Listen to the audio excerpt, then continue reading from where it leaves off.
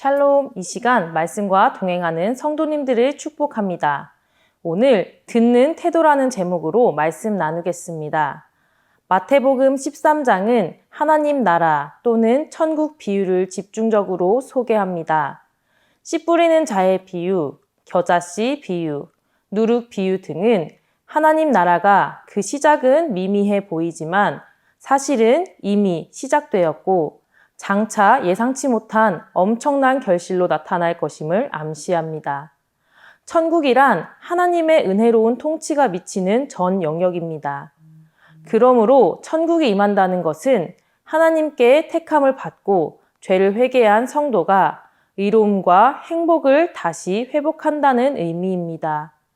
예수님은 천국에 관해 이야기하시는데 비유를 들어 이야기하십니다. 예수님이 굳이 비유를 사용하신 이유는 말씀을 듣는 사람들의 태도와 관련이 있습니다. 즉, 이 비유를 듣고 있던 사람들은 제자들을 포함한 큰 무리였는데요. 이들이 예수님을 찾아온 이유는 의에 굶주려 참된 영적 양식을 구하기 위함이 아니었습니다. 대다수의 유대 백성은 예수님의 온갖 이적과 메시지를 접하고도 진실한 회개에 이르기는커녕 오직 육신의 소욕에만 관심이 있었습니다. 따라서 예수님은 들을 귀 있는 자에게는 선명하게 기억되는 반면 완악하고 게으른 자들에게는 도무지 알아들을 수 없는 비밀로 여겨지는 비유의 방식을 취하신 것입니다. 본문 10절에서 제자들은 예수님께 비유의 의미와 그 비유를 사용하신 목적에 대해 질문합니다. 이어서 바로 예수님의 대답이 나오는데요. 11절 말씀입니다. 대답하여 이르시되 천국의 비밀을 아는 것이 너희에게는 허락되었으나 그들에게는 아니 되었나니. 천국의 비밀인 미스테리오는 하나님의 계획 또는 뜻으로서 때로 은밀한 말로 전달되기 때문에 선택받은 자만이 알 수 있는 것이라 말씀하십니다. 예수님은 너희와 그들을 구분하십니다. 너희는 12 제자를 비롯한 소수의 무리로 하나님의 은혜 안에 있는 자들이고 그들은 외인들로 하나님의 은혜 밖에 있는 자들입니다. 12절에서 예수님은 있는 자와 없는 자로도 구분하십니다. 무릇 있는 자는 받아 넉넉하게 되되 없는 자는 그 있는 것도 빼앗기리라. 있는 자와 없는 자의 구분은 영적인 차원에서 진리를 깨달은 자는 더욱 깊은 진리를 깨닫고 진리를 거부한 자는 더욱 비참해진다는 사실을 빗대어 말씀하신 것입니다. 이것은 일종의 경고라고 볼 수 있습니다. 14, 15절에서 예수님이 말씀하신 이사야의 예언은 이사야 6장 8절에서 10절입니다. 본문 14, 15절 말씀 보겠습니다. 이사야의 예언이 그들에게 이루어졌으니 일러스되 너희가 듣기는 들어도 깨닫지 못할 것이요 보기는 보아도 알지 못하리라.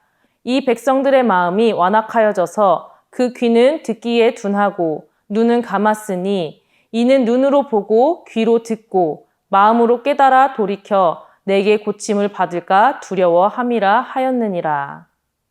이사야 본문에서는 하나님이 이사야에게 선지자의 소명을 주시는 중에 백성의 완악함을 꾸짖는 말씀이었는데 당시 예수님께 모여든 무리도 마찬가지였기에 예수님이 이 말씀을 인용하십니다. 마음이 완악하다에 해당하는 원어 파퀴노는 살이 찌고 둔한 상태, 무감각하게 하다라는 의미가 있습니다. 즉, 자기 생각과 의지로 스스로 살을 찌우다가 영적으로 무감각해진 상태를 의미합니다. 예수님은 군중이 이해하기 힘든 비유로 말씀하셨습니다. 특히 불신자들이 있을 때 그렇게 하셨습니다. 왜 그렇게 하셨을까요? 그들이 예수님의 말씀에 대해 일부러 눈과 귀를 닫고 영적으로 치유받기를 거부하고 있었기 때문입니다. 우리는 스스로가 말씀을 어떻게 받아들이는가를 돌아보아야 합니다. 나는 과연 말씀을 듣고 잘하고 있는가? 아니면 무관심하거나 오히려 복음 전파를 방해하고 있는가? 어떤 사람들은 예수님의 가르침에 무관심했고 어떤 사람들은 그 말씀에 더욱 자극을 받아 진리를 찾고자 했습니다. 하나님은 겸손히 마음문을 여는 사람들에게는 천국의 비밀을 알려주시지만 말씀을 믿으려는 마음 없이 하나님을 거역하는 자들에게는 그 비밀을 가르쳐 주시지 않습니다. 예수님은 너희에게는 허락되었으나 그들에게는 아니 되었다라고 말씀하십니다. 천국의 비밀은 예수님을 믿는 사람들만이 온전히 이해할 수 있습니다. 날마다 들을 수 있는 귀를 열어 말씀 앞에 섭시다. 있는 자가 되어 말씀에 더욱 깊어집시다. 겸손하고 간절한 마음으로 말씀을 받아들여 실천함으로 성령의 열매를 맺는 저와 여러분 되길 축복합니다.